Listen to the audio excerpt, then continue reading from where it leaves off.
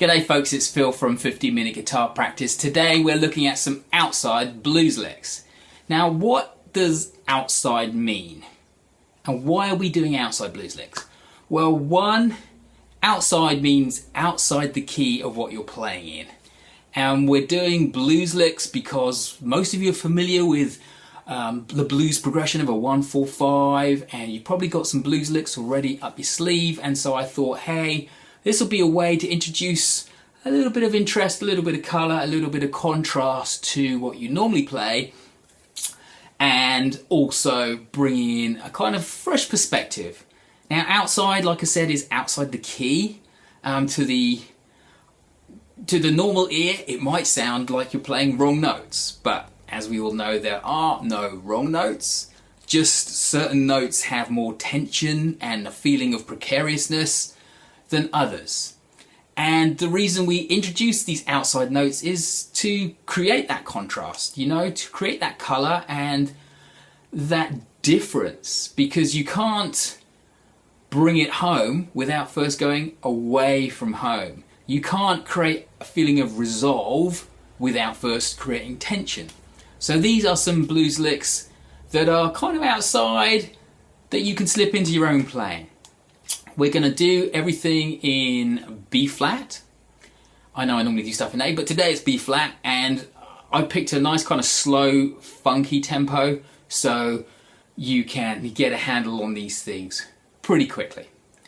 Now, not all of them are strictly completely outside, but for the most part we're using some chromatic stuff, some approach notes, a mixture of also minor pentatonic and major pentatonic, all mixed in a tasty stew. Okay, so let's have a look at the first lick. The first lick is, and I'll just play the kind of B flat 7 chord before it to give you some context. 1, 2, 3, 4.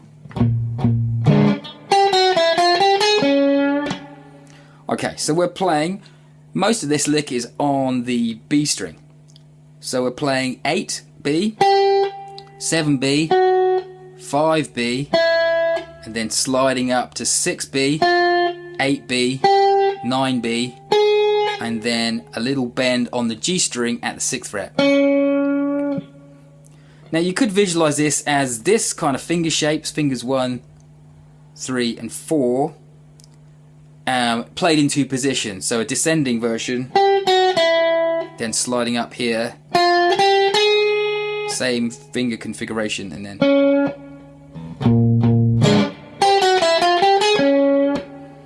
the count for this lick is the after 2 when you're counting 16th notes. 1E and a 2E and 1E and a 2E and One more time. 1E and a 2E and The next lick is this one. 1, 2, 3, 4, 1. So we're playing our B flat 7 chord first.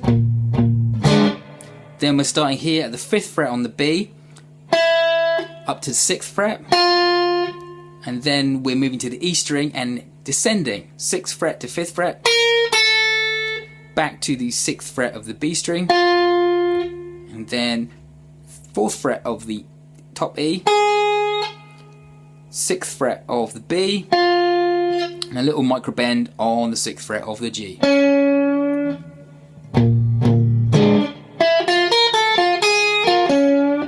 And again, the count for this is on the after 2, if you're counting 16th notes, 1E and a 2E and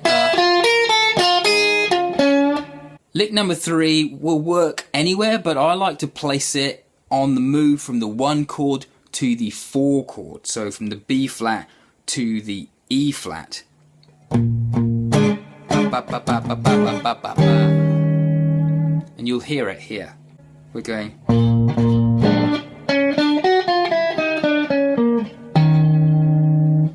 So to start this lick, we start on the 6th fret of the G string and hammer on to 7G. Then we're going 7-6-5 on the B string. Then 8, 7, 6 on the G string, 8 on the D string, and eventually landing 6 on the G. Slowly.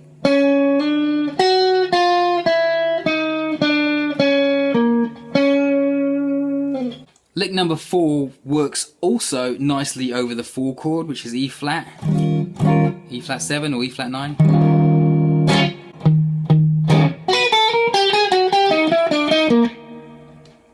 So what we're doing is we're doing this thing they do in jazz, which is kind of approach it with one note above, then one note below, and then actually get to the note that you're aiming for. So here, we're actually targeting this note, 6th fret of the E string, but we're going, so we're going 7, 5, and then 6 on that bit. And then we're here on the B string hitting the 8, sliding up to 9, which is 1 fret above our target note, and then 1 fret below our target note, which is 7, and then the actual note, which is 8.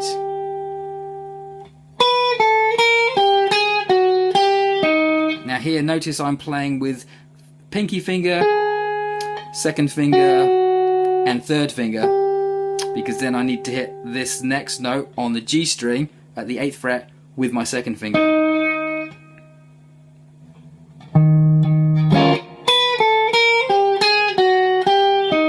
And then lastly, 9 on the G, 7 on the G, and then 8 on the G, and then 8 on the D. So that whole thing, 1, 2, 3, 4, 1.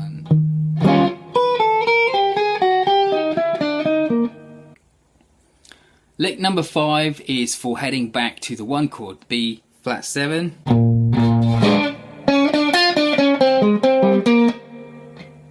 Okay, and what we're doing there, notice I'm starting the lick with my 2nd finger, and I'm playing 6G, hammering on to 7G, then 6 on B, and then descending 7, 6, 5 on the G, then playing 6 on the D, 5 on the G, 5 on the D, and then 8 on the D. So it's a little bit of moving across parallel strings, but it's not too tricky.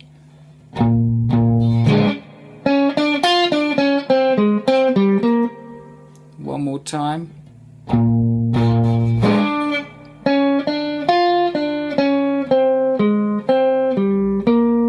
And this next lick you can use anywhere, as you can with all these other licks, but I like to put this one in between the E flat 7, which is the 4 chord, as it moves back to the 1 chord.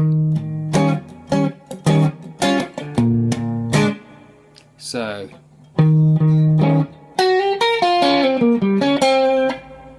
you could use that staying on the E flat 7, because it still works with the E flat 7, but I like it as it hits back to the B flat 7. So let's take a look at what that is. We're starting on the 7th fret G and sliding up to the 8th fret. Then we're at 6 on the top E string, and we're doing 6, 6 on the B, 6 on the G, and then sliding down to 5 on G, and then playing 8, 5 on the D string, then 6, 5 on the G string. So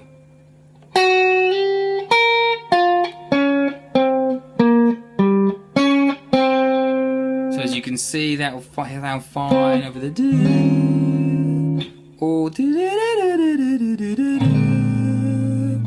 little kind of more colourful note there. This one works in the turnaround from the 1 chord up to the 5 chord.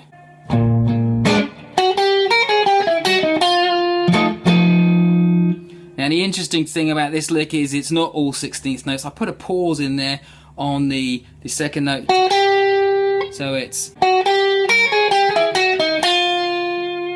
So we're starting that on the 7th fret of the B string, going up to the 8th fret of the B string, then 6 on the top E, 9, 8 on B, 9 on the G, 7 on the B, 8 on the G, and then landing on the 6 of the B string. So slowly that'll be.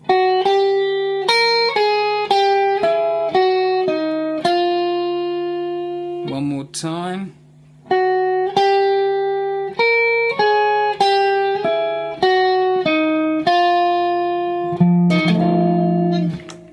Last one is a kind of precarious sounding sliding motif that I'm using over the one chord.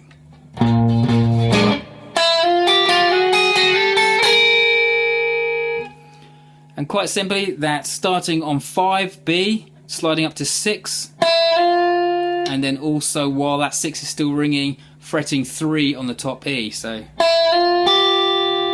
then sliding this shape without moving the distance between anything, just up from here, again, and then there. So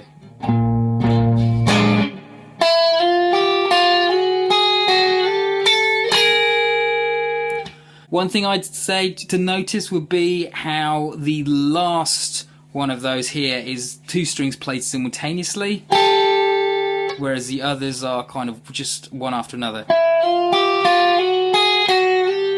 And then all together.